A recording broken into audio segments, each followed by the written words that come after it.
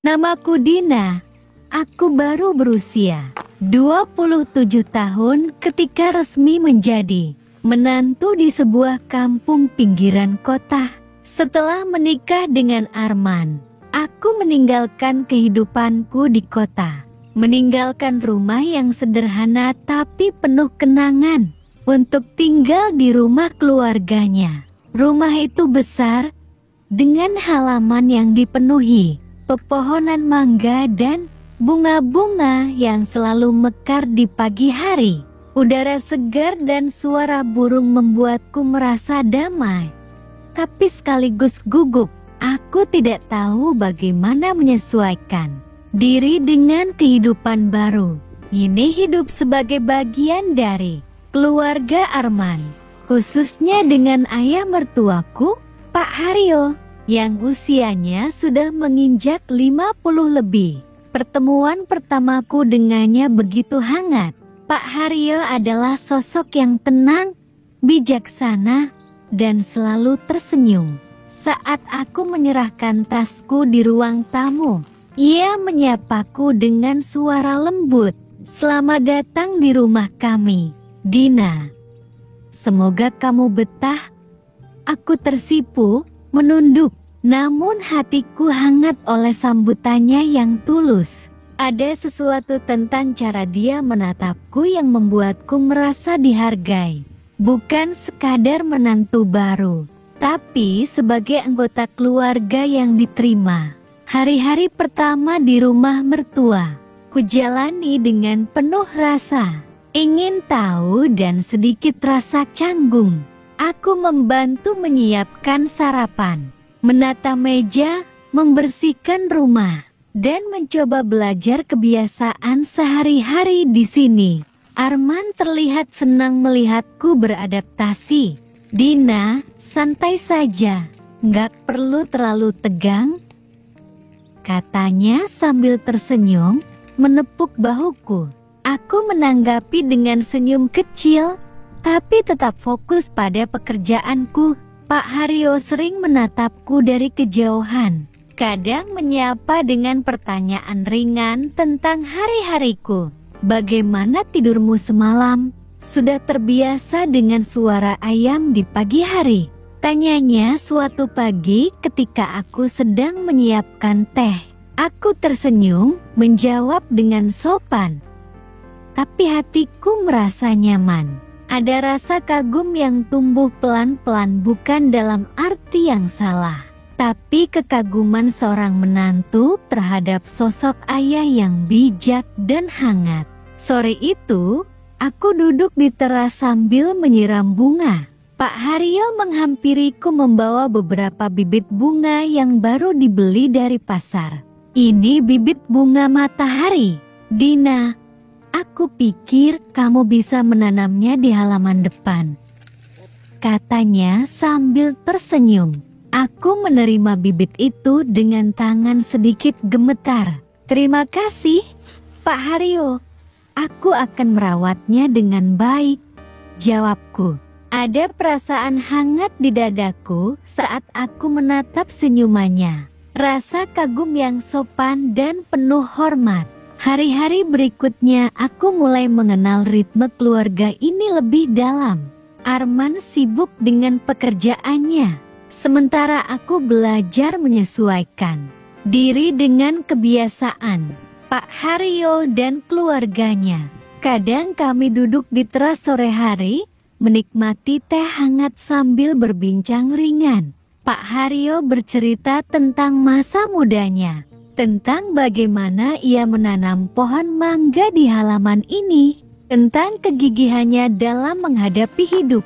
Aku mendengarkan dengan penuh perhatian, meresapi setiap kata-katanya. Aku juga mulai melihat sisi humor beliau. Pak Haryo sering melemparkan candaan ringan yang membuatku tersenyum tanpa sadar. Kadang aku tertawa terbahak, dan beliau ikut tersenyum hangat. Interaksi ini sederhana, tapi perlahan membentuk ikatan yang hangat di antara kami, ikatan kekaguman yang sopan, saling menghargai tanpa menimbulkan rasa canggung.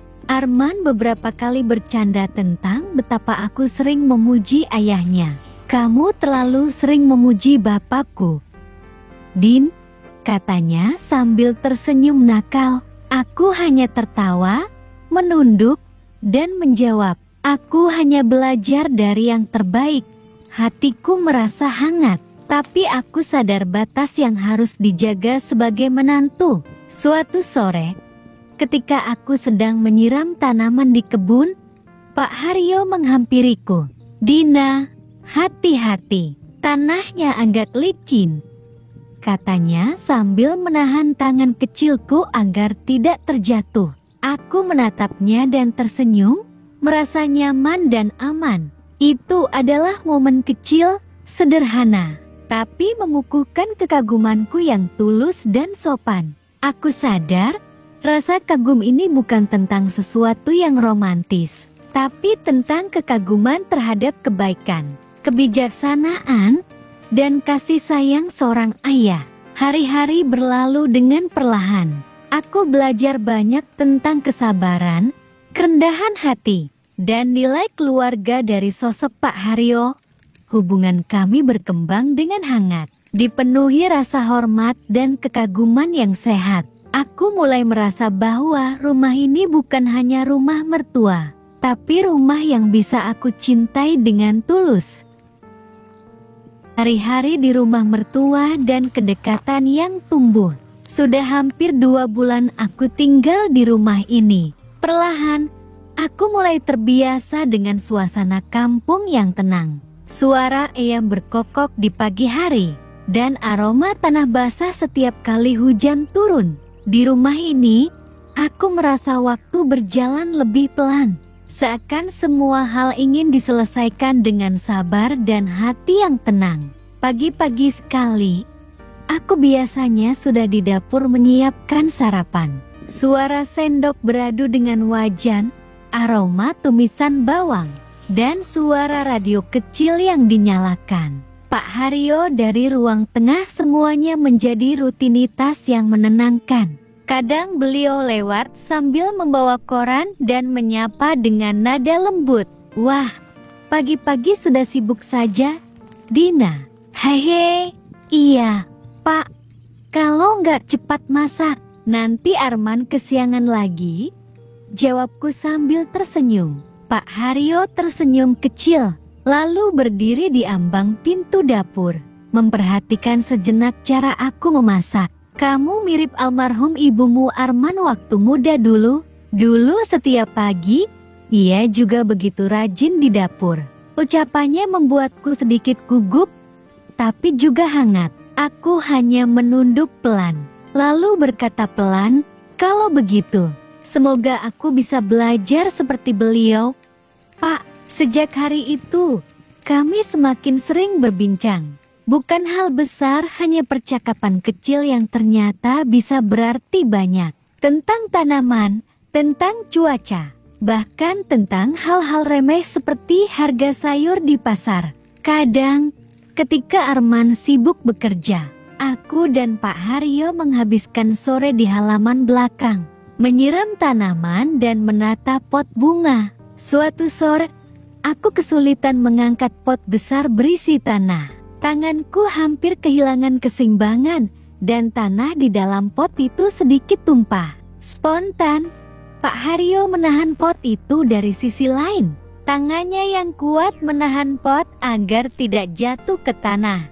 Kami sempat berpandangan sesaat, bukan dengan makna apa-apa. Hanya sebuah refleks dari dua orang yang sama-sama berhati-hati.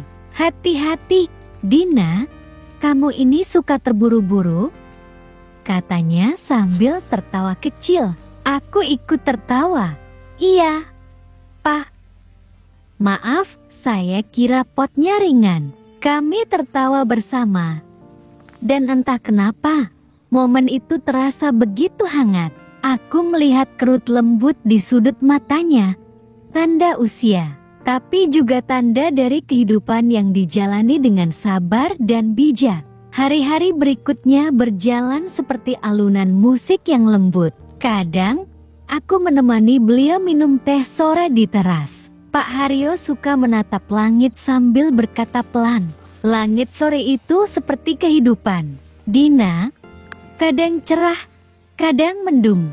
Tapi kalau kamu sabar, kamu akan lihat matahari tetap terbenam dengan indah. Aku selalu terdiam mendengar kalimatnya. Setiap kata beliau seolah menjadi nasihat tanpa menggurui. Aku belajar banyak dari sikapnya, cara berbicara, cara menenangkan orang lain, dan bagaimana ia bisa menghadapi hidup tanpa mengeluh. Namun, aku juga mulai menyadari sesuatu. Setiap kali beliau tersenyum, setiap kali beliau menyapaku dengan lembut, ada getar kecil dalam dadaku, bukan cinta, tapi rasa hormat yang begitu dalam. Rasa kagum yang sulit dijelaskan. Rasa yang membuatku ingin menjadi pribadi yang lebih baik. Sebagaimana beliau menjadi contoh yang baik bagi keluarga ini. Arman, suamiku, tidak terlalu memperhatikan hal-hal kecil semacam itu. Ia sibuk bekerja, sering pulang malam. Kadang kami hanya sempat berbicara singkat sebelum tidur. Aku tahu, hidup berumah tangga memang tidak selalu penuh romansa seperti di awal pernikahan. Tapi di saat-saat sunyi, aku sering berpikir, bagaimana Pak Haryo dulu bisa menjaga kehangatan rumah tangganya begitu lama. Suatu malam, aku keluar kamar untuk minum air. Lampu ruang tamu masih menyala. Di sana, Pak Haryo duduk sambil membaca buku. Beliau menatapku dan tersenyum. Belum tidur, Dina? Aku menggelang. Haus, Pak. Mau ambil air sebentar? Beliau menutup bukunya, lalu berkata, kalau kamu susah tidur, coba minum air hangat. Badanmu terlalu lelah mungkin. Aku hanya mengangguk pelan, tapi dalam hati merasa terharu. Tidak semua orang memperhatikan hal-hal kecil seperti itu. Ada rasa aman ketika beliau berbicara, seperti seseorang yang selalu tahu bagaimana menenangkan hati orang lain. Tanpa banyak kata, hari demi hari, hubungan kami seperti air yang mengalir pelan. Tidak ada batas yang dilanggar, tidak ada kata yang salah tempat, tapi ada rasa saling menghormati yang tumbuh kuat di antara kami. Aku mulai memahami arti keluarga sebenarnya. Bukan hanya tentang ikatan darah atau pernikahan, tapi tentang bagaimana kita saling menjaga dan menghargai satu sama lain. Sore itu, saat matahari mulai condong ke barat, kami duduk di teras sambil menikmati teh hangat. Pak Haryo berkata dengan suara pelan, kamu tahu, Dina, kadang rasa kagum itu tidak harus diungkapkan, cukup disimpan dan dijadikan alasan untuk berbuat baik. Aku menatapnya, sedikit tertegun. Kata-kata itu terasa seperti pesan yang dalam. Seperti beliau tahu apa yang aku rasakan selama ini. Aku tersenyum pelan dan menjawab, iya, Pak. Mungkin memang begitu, karena kalau rasa itu tulus, dia akan tetap baik walau tidak pernah diucapkan.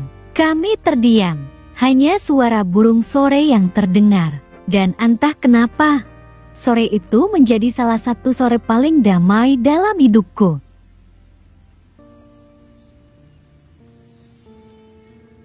Ku mulai sadar bahwa rumah ini tidak selamanya setenang yang kukira. Beberapa bulan setelah kepindahanku, suasana di rumah mulai berubah. Mas Arman, suamiku, semakin jarang berada di rumah. Awalnya aku mengira ia hanya sibuk bekerja. Tapi lama-kelamaan kepergiannya terasa lebih sering, dan pulangnya semakin larut dari biasanya. Aku mencoba berpikir positif. Aku tahu Mas Arman orang yang tekun. Tapi ada saat-saat di mana aku merasa seperti berbicara pada dinding. Rumah yang dulu hangat kini terasa sepi, meski masih ada kami di dalamnya. Suatu malam, jam hampir menunjukkan pukul 11 ketika aku mendengar suara pintu depan terbuka. Mas Arman akhirnya pulang. Aku keluar kamar sambil menahan kantuk, menyambutnya dengan senyum. Mas baru pulang, aku udah siapin makan malam, walau mungkin udah dingin, kataku pelan. Mas Arman menatapku sekilas, wajahnya terlihat lelah dan dingin. Aku udah makan di luar. Din, capek banget. Besok aja. Ya, aku mengangguk, berusaha tersenyum walau dada terasa sesak. Iya, Mas. Istirahat aja dulu. Malam itu aku duduk sendirian di ruang tengah, menatap jam dinding yang berdetak lambat. Tak lama, langkah kaki terdengar dari arah kamar. Pak Haryo. Beliau keluar mengenakan baju tidur dan menatapku lembut. Kamu belum tidur? Dina, belum. Pak, cuma lagi susah tidur aja. Pak Haryo duduk di kursi berseberangan. Tidak banyak kata di antara kami, hanya keheningan yang terasa penuh makna. Lalu, dengan suara tenang, beliau berkata, kadang rumah tangga itu seperti pohon yang kamu tanam. Dina, di awal kamu rajin menyirami, tapi seiring waktu, kamu bisa lelah. Tapi kalau kamu tetap sabar, akar itu akan tumbuh makin kuat. Aku menatapnya. Kata-kata itu sederhana, tapi terasa menenangkan. Aku mengangguk pelan, menahan air mata yang hampir jatuh. Hari-hari berikutnya, suasana rumah makin dingin. Mas Arman sering berangkat pagi tanpa sarapan, pulang larut tanpa kabar. Aku menunggu, memasak, menyiapkan segalanya. Tapi yang kembali hanya keheningan. Suatu sore, aku duduk di halaman, menatap bunga yang mulai layu. Pak Haryo datang membawa ember berisi air, membantu menyiram tanpa diminta. Biar saya bantu, katanya sambil menuang air perlahan ke pot. Terima kasih, Pak. Saya kayaknya nggak semangat nyiram hari ini. Jawabku pelan. Beliau tersenyum kecil. Bunga saja butuh air dan perhatian, Dina, apalagi hati manusia. Aku terdiam. Kalimat itu menyentuhku lebih dalam daripada yang beliau sadari.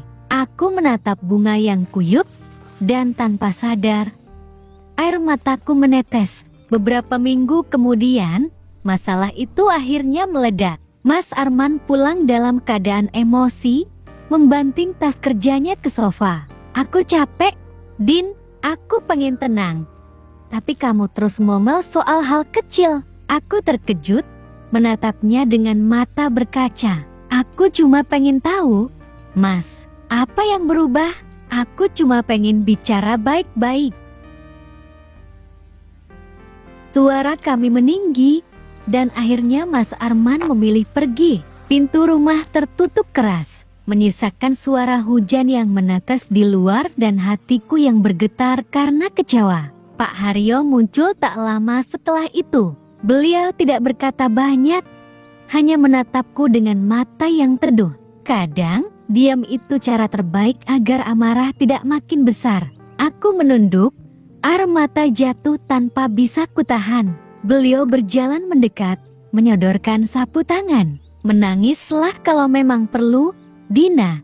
Tapi ingat, setiap air mata pasti ada ujungnya. Beberapa hari kemudian, keputusan itu datang. Mas Arman menggugat cerai. Aku tak ingin menahannya. Jika hatinya sudah lelah, mungkin melepas adalah satu-satunya bentuk cinta yang tersisa. Hari aku menandatangani berkas perceraian, tanganku gemetar. Dunia seakan berhenti. Aku tak tahu bagaimana melanjutkan hidupku setelah ini. Sore harinya, aku duduk di kamar dengan mata sembab. Ketukan pelan terdengar di pintu. Pak Haryo masuk perlahan, membawa secangkir teh hangat. Minum dulu, Dina. Teh bisa menenangkan pikiran. Aku menerima cangkir itu dengan tangan gemetar. Terima kasih, Pak. Saya nggak tahu harus mulai dari mana lagi. Beliau duduk di kursi dekat jendela, menatap hujan di luar. Dari dirimu sendiri, Dina, kamu masih muda. Hidup belum berhenti di sini. Kadang, Tuhan memisahkan bukan untuk menghukum, tapi untuk mengajari kita cara mencintai dengan benar. Aku menangis terseduh, menunduk di hadapannya. Beliau menepuk bahuku dengan lembut tidak berlebihan. Hanya seperti seorang ayah menenangkan anaknya. Kamu kuat, Dina. Kamu cuma belum sadar saja. Malam itu aku tidak banyak bicara. Aku hanya duduk lama di teras, mendengarkan hujan turun perlahan. Aku tahu hidupku berubah, tapi di antara air mata dan rasa kehilangan itu, ada sedikit cahaya kecil kehangatan dari perhatian. Seorang ayah yang tulus menjaga, tanpa pamrih, tanpa menuntut apa-apa. Pulang ke desa, pulih dari luka. Hari ketika aku resmi berpisah dari Mas Arman. Rasanya seperti kehilangan sebagian dari diriku. Aku menandatangani surat itu dengan tangan gemetar tanpa amarah. Hanya lelah dan perih. Setelah semua selesai, aku hanya ingin satu hal. Pulang ke rumah orang tuaku. Ke tempat di mana suara, jangkrik malam dan aroma tanah basah seolah bisa menenangkan apapun yang retak di dalam dada. Aku kembali ke desa kecil di pinggiran kota, tempat aku dibesarkan. Rumah kayu tua dengan pagar bambu itu menyambutku seperti pelukan lama yang kutinggalkan. Bertahun-tahun, ibu memelukku erat begitu aku tiba, tanpa banyak bertanya. Udah, nak, nggak usah cerita dulu. Ibu cuma pengen kamu istirahat, katanya sambil membelai rambutku. Aku menangis di pelukannya, seperti anak kecil lagi. Tangis yang kutahan selama berbulan-bulan akhirnya pecah juga malam itu. Ayah hanya menatap dari kursi di teras, lalu berkata pelan, hidup nggak selalu sesuai rencana, Dina. Tapi kamu masih punya rumah untuk pulang. Kata-kata itu sederhana, tapi menembus hatiku lebih dalam dari apapun. Hari-hari di desa. Hari-hariku di desa berjalan lambat.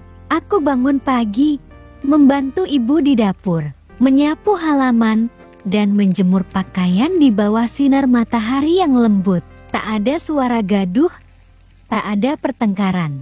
Hanya suara diam, angin, dan detak waktu yang terasa lebih manusiawi. Awalnya aku merasa hampa.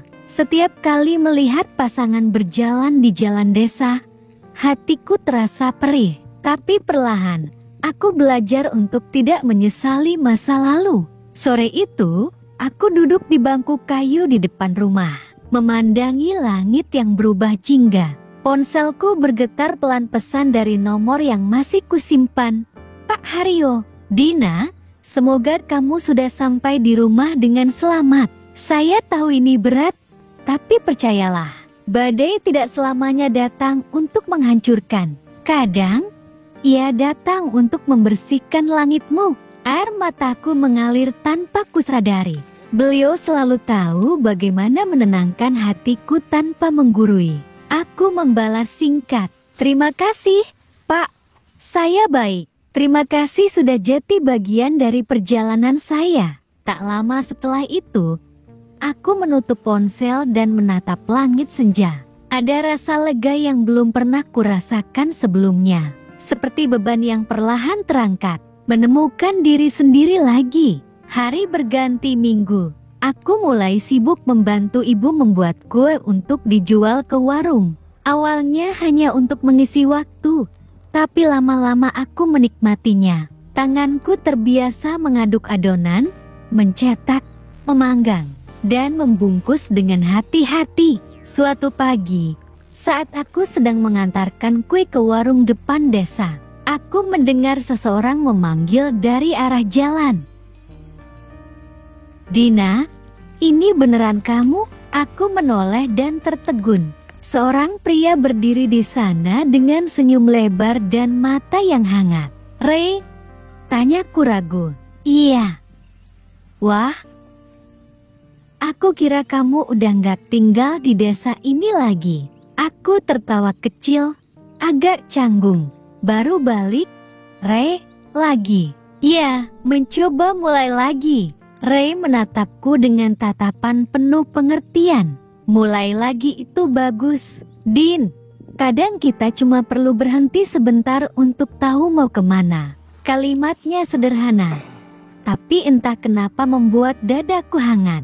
Kami kemudian duduk di warung kecil di dekat sawah, berbincang tentang masa SMA, tentang cita-cita lama yang dulu cuma angan. Ray sekarang membuka usaha kecil di kota sebelah. Sering ke desa untuk mengambil bahan makanan lokal. Dan tanpa direncanakan, pertemuan itu menjadi awal dari banyak percakapan lain yang menyusul. Langit yang mulai cerah. Hari-hari berikutnya terasa berbeda. Aku lebih sering tersenyum, tertawa, dan kembali mengenal diriku sendiri yang dulu hilang. Ray kadang membantu mengantarkan pesanan kueku, atau sekadar mampir membawa buku bacaan baru. Suatu sore, kami duduk di pematang sawah, menatap langit oranye yang perlahan berubah ungu. Aku senang kamu bisa bahagia lagi, Din, katanya pelan. Belum sepenuhnya, tapi aku berusaha, jawabku jujur. Ray tersenyum, lalu berkata, kamu tahu, dulu aku suka sama kamu waktu SMA. Aku menoleh cepat, kaget, tapi ia tertawa ringan. Tapi nggak usah khawatir, aku nggak ngomong itu buat ganggu. Aku cuma pengen kamu tahu. Kadang perasaan baik itu nggak harus dimiliki, cukup disyukuri. Aku terdiam, menatapnya lama. Entah kenapa, kalimat itu membuatku merasa tenang. Sebuah kunjungan. Beberapa minggu kemudian, ketika aku sedang memanggang kue, suara motor berhenti di depan rumah. Aku keluar dan hampir tak percaya ketika melihat sosok Pak Haryo turun dari motor bebek tua miliknya. Pak, seruku pelan. Hehehe, maaf ganggu, Dina. Saya kebetulan lewat kota sebelah. Jadi sekalian mampir nengokin kamu. Aku terharu. Beliau duduk di teras, meminum teh hangat buatan ibu, sambil memandang hamparan sawah di kejauhan. Tempat ini tenang sekali, katanya. Pantas kamu bisa pulih di sini. Iya, Pak. Di sini rasanya semua yang berat jadi lebih ringan. Kami berbincang cukup lama. Beliau tidak banyak menasihati, hanya sesekali tersenyum sambil berkata, saya bangga, Dina, kamu bisa berdiri lagi. Itu yang paling penting. Sebelum pulang, beliau berkata lembut, kalau suatu hari kamu menikah lagi, semoga dengan orang yang bisa membuat kamu tertawa, bukan menangis. Aku menunduk, menahan haru. Terima kasih, Pak. Saya nggak akan lupa sama kebaikan Bapak. Beliau tersenyum, lalu melangkah pergi. Dan di antara gemuruh suara motor yang menjauh, aku tahu, itulah cara semesta berpamitan lewat sosok yang pernah mengajarkanku arti ketulusan tanpa pamrih. Langit baru untuk Dina. Sudah hampir 2 tahun sejak aku pulang ke desa. Waktu berlalu tanpa terasa, tapi setiap langkahnya meninggalkan bekas yang dalam di hati. Aku kini bukan lagi Dina yang dulu. Perempuan yang dulu takut kehilangan. Kini belajar bahwa kehilangan bukan akhir dari segalanya. Kadang, itu justru awal dari hidup yang lebih jujur dan penuh makna. Bisnis kecilku berkembang pesat. Aku sudah punya 2 orang pegawai yang membantuku, membuat kue dan mengantarkan pesanan ke kota. Setiap pagi aroma vanila dan gula memenuhi dapur kayu itu. Dan setiap kali aku melihat toples-toplesku tersusun rapi, aku tersenyum kecil. Bukan karena uangnya, tapi karena aku tahu aku bisa berdiri lagi dengan kakiku sendiri. Pertemuan yang menyembuhkan. Hubunganku dengan Ray berjalan perlahan, tidak tergesa-gesa. Ia tidak pernah memaksa, tidak pernah menuntut aku untuk cepat melupakan masa lalu. Ia hanya ada hadir dengan sabar, dengan perhatian kecil yang membuatku merasa aman. Kadang kami pergi ke pasar bersama. Kadang ia datang sore-sore hanya untuk membantu membungkus pesanan kue. Obrolan kami ringan. Tentang desa, tentang langit, tentang masa depan yang kami bayangkan dengan sederhana. Suatu sore, di bawah langit yang mulai berwarna keemasan, Ray tiba-tiba berkata, Din, Kamu tahu kenapa aku suka senja? Aku menoleh menatapnya. Kenapa? Karena senja gak pernah memaksa siang untuk pergi cepat. Tapi dia juga gak menahan malam untuk datang. Dia cuma tahu setiap hal punya waktunya sendiri. Aku tersenyum. Kamu ngomong gitu karena nyindir aku, ya? Enggak, katanya sambil tertawa kecil. Cuma pengen bilang, aku bisa nunggu. Kalau kamu memang siap nanti, aku ada di sini. Kata-kata itu menenangkan, tidak mengikat, tapi justru membuatku yakin. Lamaran di bawah pohon kenanga. Beberapa bulan kemudian, Ray datang ke rumah bersama keluarganya. Ia melamar dengan cara yang sederhana, hanya membawa senyum, seikat bunga kenanga, dan niat yang tulus. Ibu menangis haru, ayah menepuk bahunya dengan bangga, dan aku hanya bisa terdiam. Air mata menetes perlahan, bukan karena sedih, tapi karena aku akhirnya tahu, cinta yang baik adalah cinta yang datang di waktu yang tepat. Hari pernikahan kami berlangsung di halaman rumah, di bawah pohon kenanga yang mekar. Semilir angin sore membawa aroma bunga yang lembut, seolah ikut memberkati langkah baru kami. Di tengah riuh tamu dan tawa, aku sempat melihat sosok yang familiar berdiri di kejauhan Pak Haryo. Beliau datang tanpa banyak bicara, mengenakan kemeja putih bersih. Wajahnya tetap teduh seperti dulu. Aku menghampirinya. "Pak, terima kasih sudah datang," kataku lirih. Beliau tersenyum. "Saya janji waktu itu, kan, kalau kamu menikah lagi, saya pengen lihat kamu tersenyum. Dan hari ini, janji itu lunas." Air mataku jatuh tanpa bisa kutahan. "Bapak, baik banget." Saya nggak tahu harus balas gimana. "Nggak perlu balas, Dina. Kamu bahagia aja, itu udah cukup."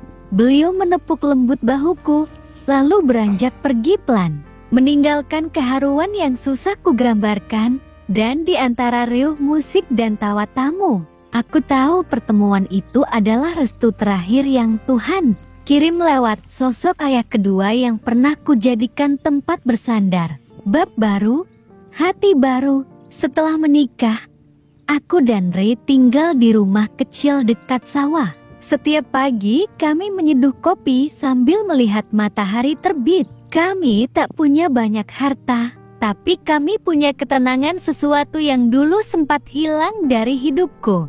Ray sering berkata, "Aku nggak pengen jeti cinta pertamamu, Din. Aku pengen jeti yang terakhir, yang nemenin kamu sampai akhir." Dan setiap kali ia mengucapkannya, aku merasa seolah hidup memberiku kesempatan kedua yang begitu manis. Pesan dari masa lalu. Suatu hari, sekitar setahun setelah pernikahanku, aku menerima surat. Tulisannya rapi, dengan tinta hitam yang familiar, dari Pak Haryo. "Dina, jika surat ini sampai padamu, berarti waktu sudah membawa kita ke tempat yang berbeda. Jangan bersedih, hidup memang selalu berubah, dan tugas kita hanyalah menjalaninya dengan hati yang baik. Saya senang pernah mengenalmu bukan sebagai menantu, tapi sebagai anak yang kuat. Teruslah berjalan, Dina. Jangan berhenti mencintai hidup, sekalipun hidup kadang menyakitimu. Salam hangat, Haryo." Aku membaca surat itu sambil menangis pelan. Beberapa hari kemudian, kabar datang bahwa Pak Haryo telah berpulang dengan tenang di rumahnya. Aku menatap langit sore hari itu, membisikkan doa. "Terima kasih, Pak. Karena Bapak, saya belajar apa artinya mencintai tanpa harus memiliki." Penutup, langit baru di atas nama cinta. Kini, setiap kali aku berjalan di pematang sawah bersama Ray, aku sering menatap langit. Langit yang dulu terasa berat kini tampak luas dan damai. Aku tersenyum setiap kali kenanga di halaman rumahku mekar, seolah bunga itu menyimpan kenangan dari masa lalu yang tak perlu kulupakan. Hanya cukup kuletakkan dengan tenang.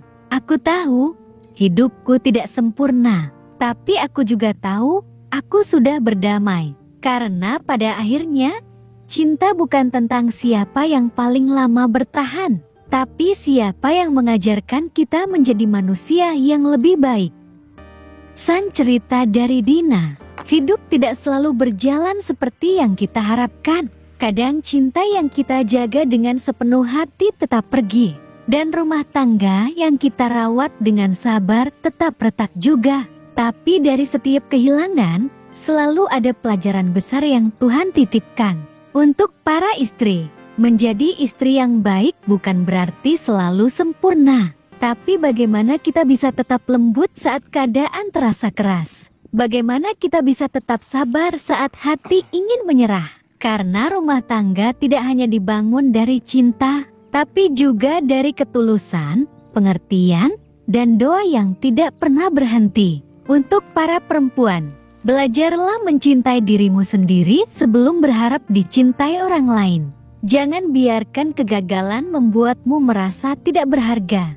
Jadilah perempuan yang kuat, tapi tetap punya hati yang halus. Jadilah perempuan yang mampu menangis, tapi tidak mudah runtuh. Karena perempuan yang baik bukan yang tak pernah terluka, tapi yang mampu berdiri lagi setelah luka itu mengajarinya banyak hal. Untuk menjaga rumah tangga. Rumah tangga bukan tentang siapa yang benar atau siapa yang menang, tapi siapa yang mau mengalah demi kebaikan bersama. Komunikasi, doa, dan rasa hormat itu pondasi yang tak boleh hilang. Dan kalaupun akhirnya harus berpisah, lakukan dengan cara yang baik. Karena cinta yang pernah tulus tidak harus dibenci. Cukup dikenang, lalu dilepaskan dengan ikhlas. Penutup, dari kisah Dina, kita belajar bahwa jatuh bukan akhir, kehilangan bukan kutukan, dan kesendirian bukan kelemahan. Setiap perempuan punya hak untuk bangkit,